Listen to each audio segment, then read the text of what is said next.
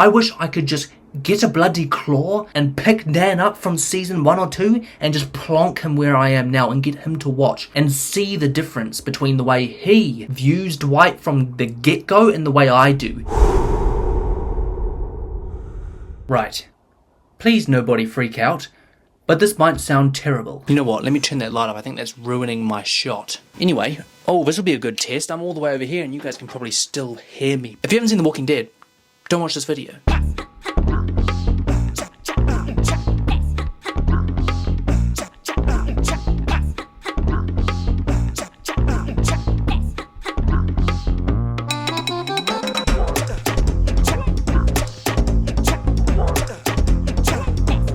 I'm currently recording on this bad boy, and it just so happens to be my newest piece of technology which I've wanted to test out for a while. You know, I can just hold it, I can clip it to my shirt, I can walk away, I can come all the way back here and you guys could still hear me no different, whereas that microphone right there, you probably hear me not quite as good. But this microphone it's a wireless microphone, right? It's not supposed, I mean, it's supposed to have good audio, but I wouldn't be surprised if the audio wasn't fantastic. I haven't quite worked out how to use it yet. I haven't actually read the manual, I haven't gone through my camera and adjusted the settings. I should probably get started with why I'm actually here, shouldn't I? Beyond the what? We have absolutely smashed ourselves out of the park in terms of releasing content. We've released 4 The Walking Dead episodes in a row, back to back, day on day. And I wasn't going to say this, but I plan to do it 7 days in a row. So I plan to get this out as day 5, another The Walking Dead out, and a Telltale out, all in a row. And if I can keep going, I can keep going, but it is burning me out a little bit. Literally, I'm finishing at work, I'm coming home, and then when I get home, I'm recording or editing, and I'm up until like midnight editing. Like, it's been that kind of like week. It's like pulling my shirt down. It's trying to reveal, isn't it? Can you not? So let's make a mental note. Halfway through this, we're going to change the microphones and hopefully we'll be able to compare which one's better anyway, and you guys can let me know. This whole Beyond the What is going to be focused around quite a few things. I wanted to talk about a whole bunch because the funny thing is this was meant to be released after the first episode of the like mass release, but every episode I was watching I found something else to talk about, so I decided to myself, I'll scrap this. I'm just going to film a big one after the 3, which is why I'm here now. Quite a few things, like the idea of becoming Negan and Eugene saying I'm Negan, Dwight and his story and how that changes everything. What would happen if Negan was just killed, becoming Negan, blah blah blah blah blah. Sergeant Rosita taking the shot. Where should I start at? Maybe we should start with Dwight and Eugene and becoming Negan, and I spoke a little bit about this in the reaction, so this probably isn't the most important part of this Beyond the Wall, but I think the most important thing to note is that my opinion has changed quite dramatically. My opinion was quite stern at the start. My opinion was quite, let's say, more intense, that there really is no coming back from becoming Negan. Like, it's like a sacrifice, you're signing your life away. Now, I think I mean that still, but in a very, very different way. I think previously the way I meant it was more like, yeah, you literally lose everything when you become Negan. Like, you're done. It's basically like death. And like, you are just as bad as Negan. Like, you choose to be what you hate and yada yada yada. The emotions and all that stuff is in the previous reactions, guys. You would have heard that. I guess now it's definitely an agreement to sacrifice. If you mean it when you say it and then you can go on to like oblige with what Negan does and you do sacrifice a part of yourself, I personally believe like you lose a piece of your humanity almost. The piece of Negan that enters your body replaces a piece of you that can't return. That's the way I want to look at it now, and obviously a lot of you is still there, and I think that's what I was missing in my earlier reactions when I spoke about it, is a lot of you still exists. Like, I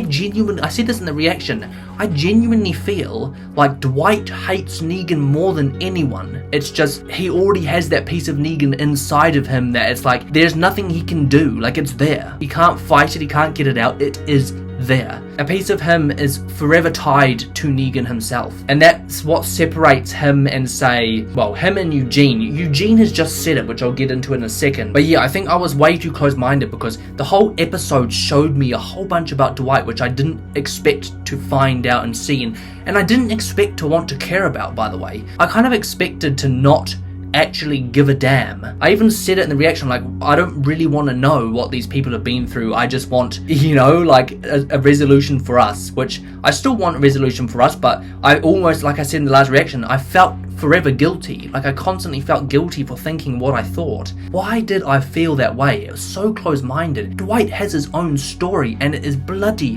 heartbreaking. It is genuinely heartbreaking. Yes, he has killed Denise. That will never leave him. Like I said, that piece of Negan is always going to be there. He will never be able to live with himself without living with Negan. Do you see where I'm coming from? Like, that's not going away. But he has a backstory, and he has a side of him which is redeemable, and he has a side of him, I don't want to say forgivable, because I think, you know, you are beyond forgiveness once you make these kinds of decisions and commit these kinds of atrocities, and I don't think Dwight gets out of it alive, but I think ultimately he ends on a sacrifice. I think he can be redeemed, but not forgiven. Like, or the way I described it when I had a discussion with my mum about it was, in relation to the governor, I said, I felt bad for who he was, but I don't feel bad for the guy now. And I feel like maybe we're going to get a similar story like that with Negan when we find out whatever his backstory is. Like, I will never feel bad for who he is now, not after what he's done to the people we care about. Do you see where I'm coming from? But anyway, Dwight is the reason I changed my mind on what this whole thing means, being a savior. Which is mad, because he's the first person that we were introduced to who led me to think that I would never forgive these people. And then he's the one that changed my mind on that. Isn't that kind of crazy and quite poetic? And I find that such beautiful writing, and not just beautiful writing, but it's just a beautiful character. And he's not just doing this, continuing to do this now because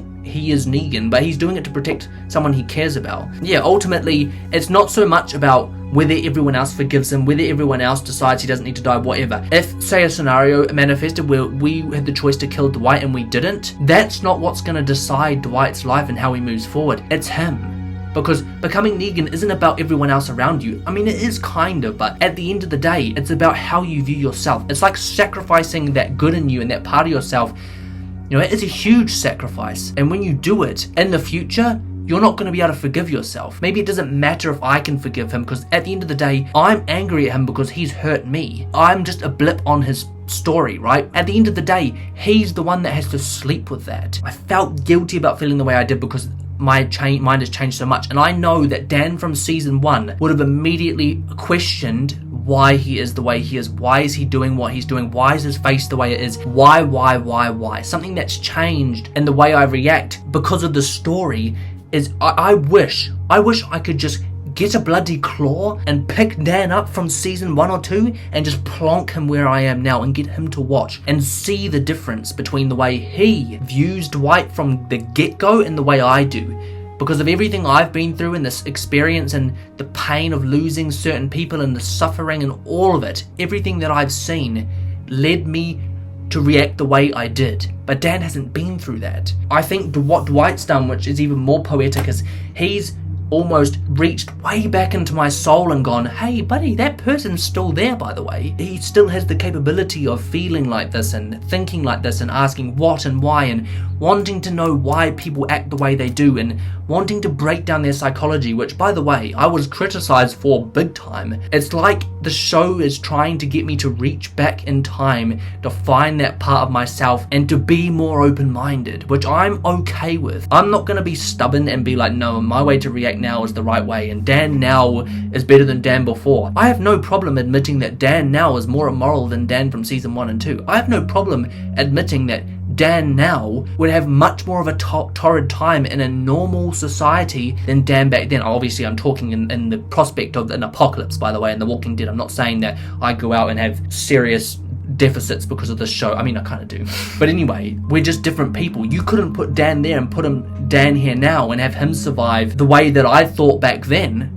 I'd probably be dead. The development is absolutely insane, and Dwight has shown me that. That's one of the things I love about his character. I think sacrifice is a huge symbolic kind of thing in his story. He is telling us that story. He is that vessel for that, for whatever is to come. I have no idea if I've answered anything that I planned to answer, but I just wanted to get across that Dwight and becoming Negan is so much more complicated, and it's more about the person themselves. And if you don't mean that phrase when you say it, it doesn't matter. Like, just saying that phrase doesn't sign your life away. But you will know in your heart when you've made a decision which changes who you are. Now, I don't know where Eugene is with that. Like, Eugene has said it, hasn't really done anything though, so it's hard to gauge, right? All I've got to go off right now is 3 words. I mean, he didn't mention the tablets. There has to be a reason. Maybe people generally just say it to survive. Like, who has said it that meant it? I mean, I'm sure there are people that have said it that bloody meant it. But anyway, I think maybe we should move on from Dwight, because we have spoken about him a lot, and if we've got more questions, we can always answer them at another point. He's one of my favourite characters that has been written, which is kind of mad because I still don't like him for what he did. Let's change the microphones now because we've had a good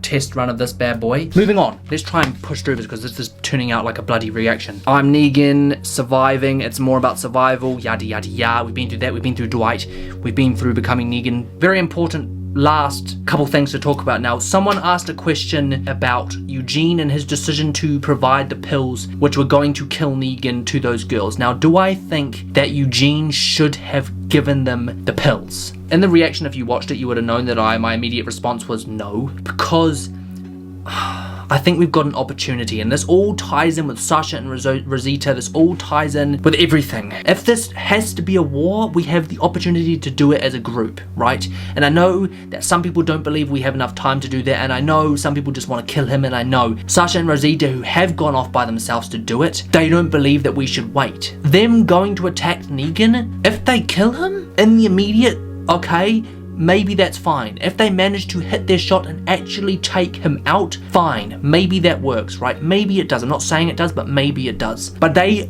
veto and void our chance to do this as a group and strategize and have our backups and do it unified and fight fire with fire. They void that opportunity. And if we shoot and miss again, it completely changes the way Negan approaches every situation going forward. So it's not only about the implications of trying to kill him and failing and the way he acts, it's the implications of what that means for how he then goes on to treat the situation, treat the group. Does he then decide to attack us? Does he start to plot? We are taking away surprise. We take that away if we do this. Now, I'm not saying they're going to miss. I'm sure one of them's a pretty good shot, but they've got to actually kill him, which means shoot him in the head, probably from a distance. And if you notice, he didn't come to Alexandria. Why is that? Because I think he's catching on. I think he's noticing that, oh yeah, people are getting a bit restless and people are trying to kill me. I mean, people have tried to kill him twice. The prospect of missing this opportunity is way too great, especially considering the other opportunity that we do have right now to try and do this properly. Before, we didn't really know the Saviors, we didn't know what they were capable of. Now we have an opportunity as a group, specifically in regard to Eugene's attempt. I kind of think that's even more risky. Okay, maybe they could make a dose that would kill anyone, boom. But the problem is you've got to get that to a drink that he's going to drink, that he doesn't pour himself, you know, someone he trusts and yada yada yada. You've got to go that whole pathway. And I just think it's not, no, I just think we're just voiding the chance for the alternative. We are avoiding the chance to do this properly. And the other thing I want to talk about is what happens if Negan dies. So let's just get this straight. So I don't agree with the initial thing of trying to kill him like that, and if you got the opportunity just doing it like that. I don't think that works in this situation. With the governor, that probably would have been the best thing to do, right? We tried to bargain with him and he didn't bite. So with the governor it's different because he doesn't exactly have a whole group of people. He doesn't have the saviors. He was just a person running a village. We kind of knew that if he died, if we took out the governor, we weren't going to get bombarded by the remaining people. This is so different because what happens if you kill Negan? And it's not just Negan that's the problem. Like, if you kill Negan, what happens if one of the others takes his place that isn't quite as rule driven, that wants to rule this a bit differently, you know, not quite like Negan? I'm not saying I like the way Negan rules things, but it sure as hell is a lot better than it could be. This could be a situation where there are no rules. This could be a situation when it's more brutal. This could be a situation where we're literally treated like slaves. We kind of have one hand on the wheel and our freedom right now. We wouldn't have that luxury with other people. My point is if you take out the Cobra, what other snake pops up and takes its place? Do you see where I'm coming from? So just killing Negan might not be a solution. Do they follow someone else like they follow Negan? I don't know, do that, because I think genuinely that a lot of them still see us as the bad guys. I mean, remember, we are the ones who hit first. Yeah, like if you kill Negan, you just start the war and maybe we're not ready for it. That's a possibility, you have to consider it. We don't know how, you guys will know now because you've seen the whole thing, but from my perspective, if Eugene took Negan out with pills, and killed him, they would probably see that as an act of, oh yeah, well this is engaging now. So no, I don't think it's about killing Negan like that. I don't think it's about going in and just taking him out. I think we need to find our way into the Saviors in a different way. We need to prove to them that we're not who we are. We need to turn the Saviors against Negan, take away the thing that Negan lives for. We don't need to kill him in the immediate.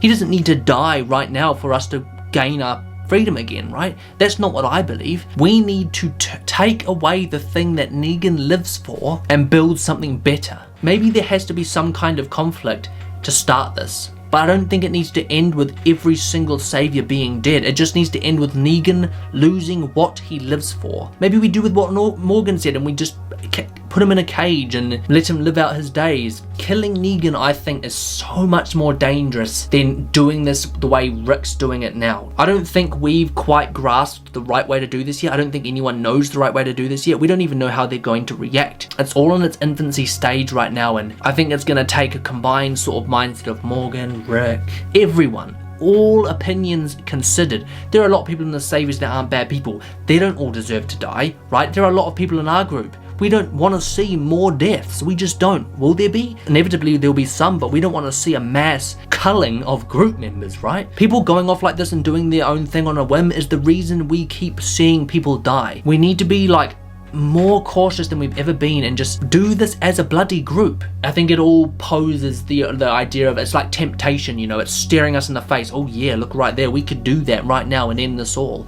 But I think we're not seeing through the red, and we're not seeing the possibilities of more consequences following doing that. My gut is telling me we shouldn't kill Negan straight away. We shouldn't go in there guns blazing, because then we, like I spoke in the last few reactions, then we pose the risk of making us look even more of a threat than we already do, turning the Saviors even more against us, which lead, you know, to a potential war down the line anyway. Maybe we need to find a way into the Saviors to start turning heads. Take away what Negan lives for, and that is his power, his Saviors. He doesn't have anything to lead anymore. He doesn't have any reason to be the way he is anymore. And we can control a much more coordinated fire rather than a wildfire. And I think I've answered that as well as I can. But yeah, if you've got any more questions, put them in the comments and maybe I can reply to them via keyboard. But yes, thank you guys all so much for watching. As ever, this has been Boy Dan.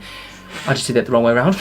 If you enjoyed as ever, don't forget to smash the like button and subscribe to the channel for new content every single week. And of course, follow the Instagram, Daniel Reed with 2 Ds. And as ever, let me know down below what you thought of the reaction Beyond the Wall. And I'll get to those as soon as possible if I can, or I've got time. I'm so sorry. But anyway, that is all from me, guys. As ever, this has been Boy Dan. Thanks for watching, and I'll catch you in the next one. Bye.